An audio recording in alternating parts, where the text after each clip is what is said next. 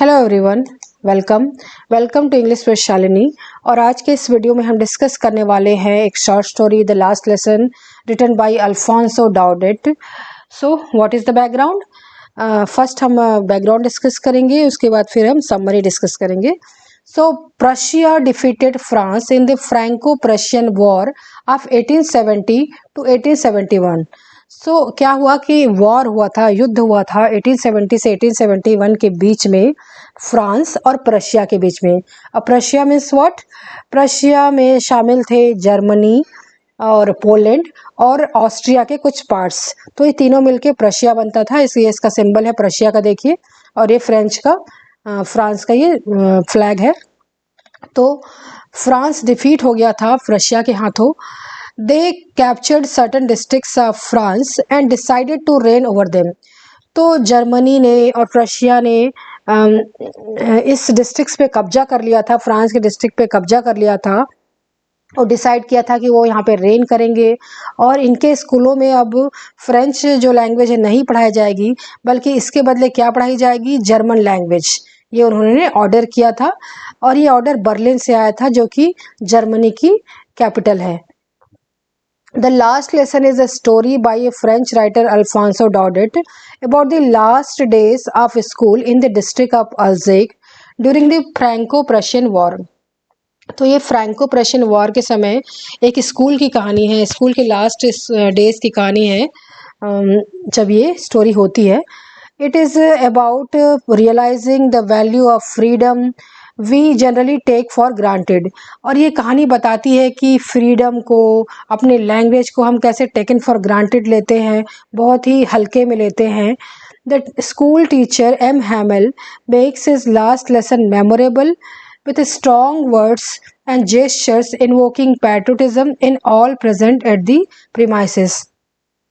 तो इस स्टोरी का जो एक मेन कैरेक्टर है वो है एम हैमल है, जो कि एक स्कूल मास्टर हैं। और वो कैसे लास्ट लेसन पढ़ाते हैं बच्चों को और कैसे वो बच्चों में पैट्रियोटिज्म की फीलिंग को जगाते हैं, कैसे उन्हें लैंग्वेज की इंपॉर्टेंस को सिखाते हैं। ये ऐसा ये लेसन है पूरा, इसके बारे में अब समरी डिस्कस करेंगे। समरी हम डिस्कस करने पहले बताती हूँ कि इसका जो मेन प्रोटैगनिस्ट है इस स्टोरी का वो है फ्रांस। फ्रांस एक छोटा बच्चा है जो स्कूल में पढ़ता है और स्कूल में जो मेन टीचर है वो है M Hamel. The narrator of the story is Franz, a student in the class of M Hamel. वो एक बच्चा है जो एम हैमल की क्लास में पढ़ता है। One morning Franz was late for school. अब एक दिन जब स्कूल के लिए वो जाने निकला तो वो लेट हो गया था स्कूल के लिए। Franz, his teacher M Hamel had told his class that he would be asking questions on participles on that day. तो उसके जो टीचर एम हैमल ने, जो कि फ्रेंच पढ़ाते थे, उन्होंने कहा था कि बच्चों नेक्स्ट डे मैं तुमको पार्टिसिपल्स पे क्वेश्चन पूछूंगा, आप लोग प्रिपेयर करके आना। France felt like bunking school for moment. तो उसे पार्टिसिपल्स के लेसन्स याद नहीं थे, उसे रूल्स याद नहीं थे। तो एक पल के लिए सोचता है कि क्यों ना मैं स्कूल ना जाऊं, इतना अच्छा मौसम है, इतना गर्म मौसम है, सब सन एकदम ब्राइट चमक रहा है और पास में ही जो रशियन सोल्जर्स हैं वो ड्रिलिंग कर रहे हैं जिसकी आवाज़ आ रही है। तो कितना टेम्पटिंग है, ग्रामर के नीरस रूल्स को सीखने के बजाय मैं यहाँ रह जाता हूँ, ऐसा करके वो सोचता है। But he registered the urge and went to school. लेकिन समहाउ अपना जो ये जो अर्ज है, खेलने कूदने वाला जो अर्ज है, उसको रोक लेता है वो, और वो कहता है कि चल ही देता हूँ, स्कूल ही चल देता हूँ आज के बाद। On his way to school he saw people gathered in front of the bulletin board and as usual he assumed that there was some bad news. और जब वो स्कूल की तरफ जाते रहता है तो एक टाउन हॉल पड़ता है रास्ते में, और टाउन हॉल के सामने में एक बुलेटिन बोर्ड रहता है जहाँ पर कुछ लोग, बहुत सारे लोग भीड़ बना के इकट्ठा रहते हैं, कुछ न्यूज़ पढ़ते रहते हैं। तो वो थोड़े पल के लिए रुकता है, सोचता है कि अरे क्या न्यूज़ है, हमेशा तो यहाँ बैड न्यूज़ ही लगती है। जब से फ्रांस और प्रशिया का वॉर हो रहा है हमेशा हम लोग बैड न्यूज़ सुनते हैं इस बुलेटिन बोर्ड से। तो वो इग्नोर करता है और वो आगे बढ़ जाता है और स्कूल की तरफ जल्दी जल्दी जाने लगता है। और जब वो जाते रहता है तो एक आदमी उसको रोक के कहता भी है कि बच्चा इतना जल्दी जल्दी आगे मत जाओ, तुम पहुंच जाओगे टाइम पे, इतना भागने की हाँफने की ज़रूरत नहीं है। लेकिन फ्रांस समझता है कि ये मेरा मजाक उड़ा रहा है, वो अपना स्पीड नहीं कम करता। It had been happening since Prussia annexed their district of Alsace। और ये जो सारी बातें हो रही थी, ये बैड न्यूज़ उन्हें मिल रही थी, वो तब से मिली थी जबकि प्रशिया ने उनके डिस्ट्रिक्ट पे कब्जा कर लिया था। उनका डिस्ट्रिक्ट का नाम था अल्जेक। So the day felt unusual compare to regular days. अब फ्रांस को ये फील हुआ कि ये जो डे था वो पुराने दिनों की तरह नहीं था, कुछ अनयूजुअल था इस डे में। As there was a no commotion in the classroom. Generally क्या होता था कि जब वो क्लासरूम के बाहर वो जाता था तो स्ट्रीट तक आवाज़ आती थी, ज़ोर ज़ोर से बच्चों की पढ़ने की आवाज़ें, डेस्क की आवाज़ें, टीचर के रूल्स की आवाज़ें, वो आवाज़ें नहीं आती रहती हैं। उसे लगता है ये तो संडे के दिन में ऐसा होता है, अभी ऐसे कैसा हो रहा है कि कोई साउंड नहीं आ रहा है। Everything was quite and instead of being scolded by M. Hamel, Franz was asked to go to his seat quickly। तो सब कुछ बहुत ही शांत था और उसे लग रहा था कि एम हैमल उसे डांटेंगे देर आने के लिए। लेकिन फ्रांस को बहुत ही ज़्यादा आश्चर्य हुआ कि उसके टीचर ने उसे डांटा नहीं, बल्कि उसे कहा कि जाके अपने सीट पे बैठ जाओ। ही noticed something odd about his teacher. तो पहले तो उसने अपने एम्बेरसमेंट पे काबू किया, जब वो लेट हो गया था उसके एम्बेरसमेंट पे। फिर उसने नोटिस किया कि उसके टीचर एम हैमिल कुछ अलग तरह के कपड़े पहने हुए थे। And हैमिल was not wearing his usual cloth. अपने रोज के दिनों के क्लॉथ उन्होंने नहीं पहने थे। ही वोर एक्स्ट्रावेजेंट क्लॉथ। वो बहुत ही एक्स्ट्रा भड़कीले तरह के कपड़े पहने थे, ग्रीन कोट पहने हुए थे उन्होंने। Only meant for school inspection और प्राइज डेज। तो इस तरह से उन्होंने अच्छे कपड़े पहने थे जो जनरली वो इंस्पेक्शन के दिन पहनते थे या कोई प्राइज डिस्ट्रीब्यूशन डे पे पहनते थे। तो ये उसे फील हुआ। Another odd thing that day about the school was that most of the villagers, including the former mayor, former postmaster, etc., were sitting on the back benches and looked sad। अब France ने ये notice किया कि उस school में, उस class में गांव के लोग आए हुए थे जो कि बैक बेंचेस में बैठे थे। वो कौन थे? उस जिले के फॉर्मर मेयर थे, पहले के मेयर थे, और पहले के पोस्ट मास्टर और बुजुर्ग लोग आए थे जो बहुत ही बड़े सम्मानित थे। तो और बहुत ही दुखी वो बैठे थे। तो वो सोचता है कि अरे ये क्यों आए हैं, ये क्यों हमारी क्लास में बैठे हैं। As the class began, the teacher M. Hamel announced that this was his last French lesson for his students, as the Prussians had announced that French would no longer be taught in schools। अब जैसे जैसे class शुरू होती है, teacher पढ़ाना शुरू करते हैं, उसके पहले वो बोलते हैं कि बच्चों मेरे को तुम लोग को एक अनाउंसमेंट करनी है। तो बर्लिन से एक ऑर्डर आया है। तो ऑर्डर के अनुसार क्या है, अब इस स्कूल में फ्रेंच लैंग्वेज बिल्कुल भी नहीं पढ़ाई जाएगी। तुम लोग फ्रेंच नहीं बोल सकते, फ्रेंच नहीं लिख सकते, और इस स्कूल में सिर्फ और सिर्फ जर्मन लैंग्वेज पढ़ाई जाएगी, ऐसा वो कहते हैं। तो सब लोग शॉक हो जाते हैं इस न्यूज़ को सुन के। Franz felt a sudden pang of remorse. उसके ऊपर तो जैसे बिजली गिर जाती है, बहुत ज़्यादा उसको अफसोस होता है। He realise that the bad news on the bulletin board was. अब वो चीज़ों को जोड़ना शुरू कर देता है कि अच्छा तो ये बात थी, वो डॉट्स जोड़ना शुरू कर देता है। तो बुलेटिन बोर्ड्स के सामने इसलिए भीड़ थी क्योंकि वो न्यूज़ आई होगी। फिर टीचर ने अच्छे कपड़े इसलिए पहने हैं क्योंकि वो उनका लास्ट लेसन है, लास्ट डे है। और बड़े बुजुर्ग इसलिए आए हैं क्योंकि वो रेस्पेक्ट पे करना चाहते हैं अपने लैंग्वेज को, अपनी कंट्री को और एम हैमल को, इसलिए वो यहाँ पर आए हैं क्लास में। He realized what the bad news on the bulletin board was. French no longer to be taught in schools। ये न्यूज़ रही होगी जो उन लोग पढ़ते रहे होंगे बुलेटिन बोर्ड के सामने। France felt sorry about bunking his classes and not bothering about his lessons. तो फ्रांस को बहुत अफसोस होता है कि वो कितने अपने क्लास को बंक कर देता था, अपने लैंग्वेज को इग्नोर करता था, नदी में चला जाता था, चिड़ियों के अंडे इकट्ठा करता था, सब काम करता था सिवाय पढ़ाई के। तो उसे बहुत अफसोस होता है। उसे तो कुछ, वो सोचता है अरे कैसे ये लास्ट लेसन हो सकता है, मैंने तो अभी तक कुछ जाना ही नहीं है, अभी तक तो मैं लिखना भी नहीं जानता फ्रेंच में, और ये मेरा लास्ट लेसन है, ये कैसे हो सकता है, वो सोचता है। जनरली उसे जो बुक्स थी और जो बैग था उसे बर्डन लगता था। तो ये सारे के सारे लोग अब उसको ऐसा लगता है कि ये मेरे ओल्ड फ्रेंड है, और ऐसे फ्रेंड जिनसे वो कभी भी अपना नाता नहीं तोड़ना चाहता। तो बहुत ज़्यादा दुखी हो जाता है France. So Franz felt sorry about bunking his classes, and he realized the villagers had come there to pay their respect to M. Hamel's 40 years of service as a teacher। और उसे realize होता है कि जो villagers हैं वो इसलिए आए हैं कि वो एम हैमल पे को अपना रिस्पेक्ट दे सकें, जो उन्होंने 40 इयर्स तक इस स्कूल में पढ़ाई कराई है, बहुत ही ईमानदारी के साथ अपने लैंग्वेज को पढ़ाया है, उसके लिए वो रिस्पेक्ट देने आए थे।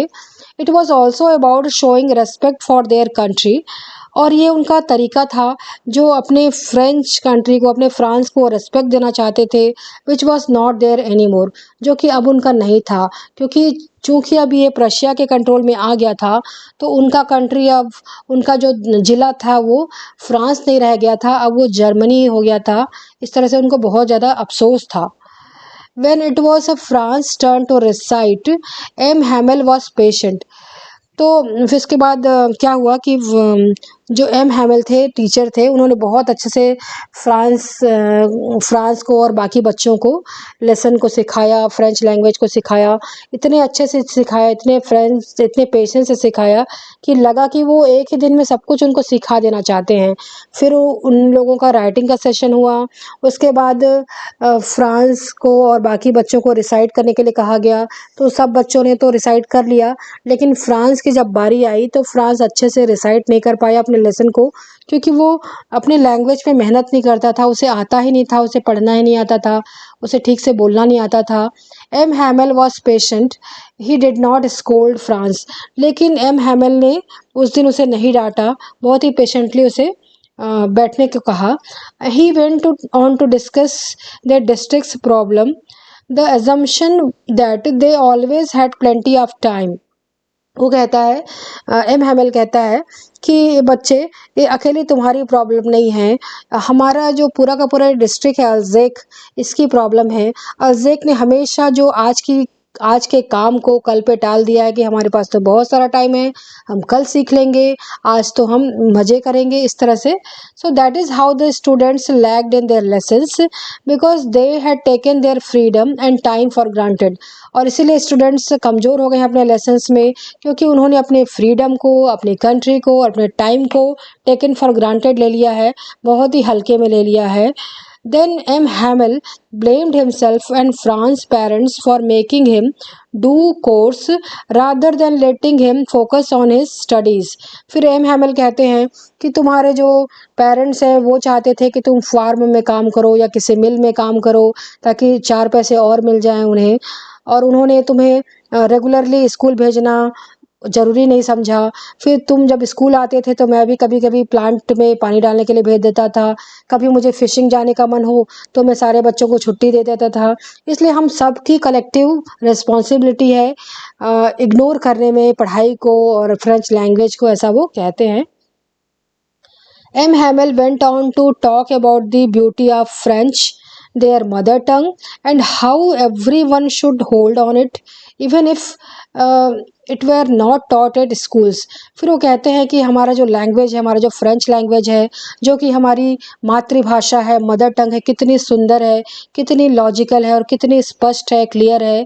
और हमें, हालांकि हम अब इसको डायरेक्टली यूज़ नहीं कर सकते, इसको पढ़ नहीं सकते, लिख नहीं सकते, बोल नहीं सकते, लेकिन इसे हमें अपने हार्ट में संजो के रखना है, अपनी आत्मा में संजो के रखना है, और इसे कभी भूलना नहीं है, क्योंकि he explained that even when people are enslaved, the only key to redeeming their freedom is the common language that they share।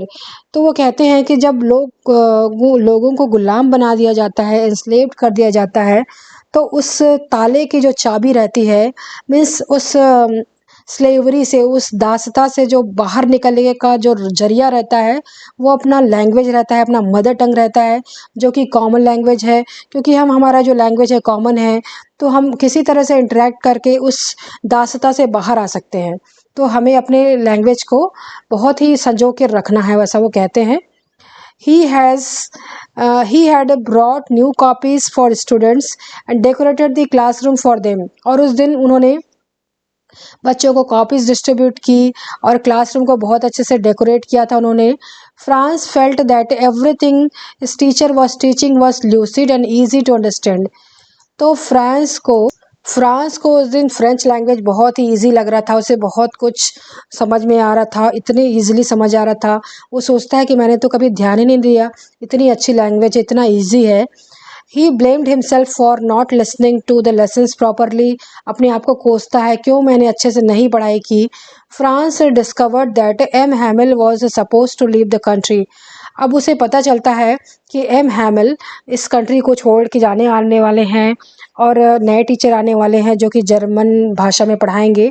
और उनकी जो बहन है वो पैकिंग करते रहती है ऊपर में, जहाँ पे उन लोग का क्लास होता है वहीं पर ऊपर में वो ट्रंक्स की आवाज़ आती है जब पैकिंग करते रहती है, क्योंकि नेक्स्ट डे उनको इस कंट्री को ही छोड़ के जाना था. He realized how difficult it must have been for teacher to leave a place he had stayed and served in for 40 years. तो फ्रांस रियलाइज़ करता है कि एम हैमिल को, हमारे टीचर को, इस जगह को छोड़ के जाना कितना मुश्किल है जहाँ उन्होंने 40 इयर्स अपनी सर्विस दी है, जहाँ वो रहते थे, जहाँ उनका गार्डन है, जहाँ उन्होंने ट्रीज़ को बढ़ते हुए देखा है, जहाँ हमको पढ़ते हुए देखा है, उसको छोड़ के जाना कितना मुश्किल है. So as the clock struck 12 and the Prussians blew their trumpet, the class ended and M. Hamel said goodbye to his class by writing Viva la France on the blackboard since he was too emotional to speak. So क्या होता है कि जब church की घड़ी में 12 बजते हैं तो प्रशियंस ट्रम्पेट की आवाज़ आती है. प्रशियंस लोग जो वहाँ पास में रहते हैं, प्रशिया के सोल्जर्स रहते हैं और वो ड्रिलिंग करते रहते हैं, एक्सरसाइज करते रहते हैं, उनकी आवाज़ आने लगती है, ट्रम्पेट की आवाज़ आने लगती है. और एम हैमिल कहते हैं कि ठीक है, अब मेरा ये लास्ट लेसन कंप्लीट होता है. और वो बहुत ही ज़्यादा इमोशनल हो जाते हैं, ब्लैक बोर्ड की तरफ जाते हैं और बड़े बड़े अक्षरों में वाइवा लाइव फ्रांस लिखते हैं, मतलब फ्रांस अमर रहे लिखते हैं, लॉन्ग लिव फ्रांस लिखते हैं. और वो एक दीवार से टिक जाते हैं. Since he was too emotional to speak, वो बात नहीं कर पाते हैं, वो शुरू करते हैं बात करना, आई ही कर पाते हैं. He leaned his head against the wall and made a gestures with his hands implying that school was dismissed. और अपने हाथों से बस इशारा कर पाते हैं और वो इशारे से बताते हैं कि अब स्कूल डिसमिस हो गया है, आप लोग जा सकते हैं. तो इस तरह से ये लेसन कंप्लीट होता है, फिनिश होता है. So conclusion of the last lesson, the story ends on a very sentimental note. बहुत ही sentimental note पे ये end होता है ये lesson. On the one hand, the citizens of Alsace were disappointed about losing their freedom under the reign of Prussian Germans. तो एक तरफ तो जो अल्ज़ेक के जो सिटीजन्स रहते हैं, लोग रहते हैं, काफ़ी दुखी रहते हैं, डिसअपॉइंटेड रहते हैं कि उनकी फ्रीडम जा रही थी, वो गुलाम हो रहे थे, जर्मनी के गुलाम हो रहे थे और उनके ऊपर प्रशिया का, जर्मनी का कब्जा होने वाला था, हो गया था. But also on the other hand they had come to realise what they were going to miss. तो और इसके साथ साथ उन्हें रियलाइज़ हो रहा था कि वो क्या मिस करने वाले हैं. So the freedom and the privilege of learning their language, वो क्या मिस करने वाले हैं, वो अपना फ्रीडम मिस करने वाले हैं कि कभी वो आज़ाद थे, फिर अपने वो लैंग्वेज को मिस करने वाले हैं क्योंकि बर्लिन के ऑर्डर के अनुसार अब वो फ्रेंच लैंग्वेज नहीं पढ़ सकते थे. अब उन्हें सिर्फ और सिर्फ जर्मनी में इंटरेक्ट करना था, जर्मन लैंग्वेज में इंटरेक्ट करना था. So both of which they had taken for granted, और इस सब को उन्होंने हल्के में लिया था, टेकन फॉर ग्रांटेड लिया था. The last lesson shows how the teachers departure inspires patriotism in students and villagers at the end of story. तो ये लास्ट लेसन हमें बताता है कि कैसे जो टीचर जब जाते हैं छोड़ के, कैसे छोड़ के जाने से पहले वो लोगों में देशभक्ति की भावना को, पैट्रियटिज्म की भावना को जगा जाते हैं. We can see how the citizens of Alsace were getting ready for new tomorrow of bitter realities by showing exceptional mental resolve. और हम देखते हैं कि अल्ज़ेक के जो लोग होते हैं कैसे कल के लिए तैयार करते हैं अपने आप को, कल की कड़वी सच्चाई के लिए तैयार करते हैं, और वो एक तरह से एक्सेप्शनल मेंटल रिजॉल्व दिखाते हैं कि हो सकता है कि ऊपरी तौर पे हम अपने लैंग्वेज को नहीं यूज़ कर पाएँ, लेकिन अपने दिल में हमेशा इस फ्रीडम को, इस लैंग्वेज को हम संजो के रखेंगे, अपनी कंट्री से प्यार करेंगे और अपनी लैंग्वेज से प्यार करेंगे। तो इस लेसन का थीम है कि किसी भी युद्ध से कॉमन लोगों की लाइफ पे क्या इफ़ेक्ट होता है, और हमारी जो लैंग्वेज है कितनी इम्पोर्टेंट है, हमारी जो मदर टंग लैंग्वेज है कितनी इम्पोर्टेंट है, ये बताता है ये लेसन। अब थोड़ा क्वेश्चन आंसर देख लेते हैं। Who is the writer of the lesson? Lesson के राइटर कौन है द लास्ट लेसन के? तो writer for the last lesson is the French novelist and short story writer Alfonso डॉडेट। ये नावलिस्ट है, शॉर्ट स्टोरी राइटर हैं, और इसके राइटर भी हैं इस शॉर्ट स्टोरी के। What is the central theme of last lesson? इसका सेंट्रल थीम क्या है? So last lesson gives us a moral that we should not take our freedom or any other thing we have for free in granted. तो ये lesson हमें समझाता है, हमें बताता है कि हमें अपनी कोई भी चीज़, जैसे कि हमारी फ्रीडम हो गई, आज़ादी हो गई, हमारा लैंग्वेज हो गया, ये सबको हमको ग्रांटेड नहीं लेना है, हमको हल्के में नहीं लेना है, बल्कि इसका रेस्पेक्ट करना है। Because we never know when we might be deprived of those privileges, क्योंकि हम नहीं जानते कि कब ऐसी घड़ी आ जाए जब हम ये सारी चीज़ों से, ये प्रिविलेजेस से, ये हमारी से हम वंचित हो जाए और हमसे ये छीन ली जाए। Why does M. Hamel talk about continuing to learn the French language? M. Hamel क्यों कहते हैं कि हमें अपना जो लैंग्वेज सीखते रहना होगा? M. Hamel emphasizes continuing to learn the French language even if it is not taught at school, because knowing a language is like finding a key to freedom for people enslaved by a foreign entity. M. Hamel ये emphasize करते हैं कि जो French language है वो हमें बाहरी तौर पे हम यूज़ नहीं कर सकते, क्योंकि हमारे पास बंदिशें हैं, बर्लिन का ऑर्डर है, लेकिन हम इसे अपने मन में सजा के रखना है, इसे सीखना है।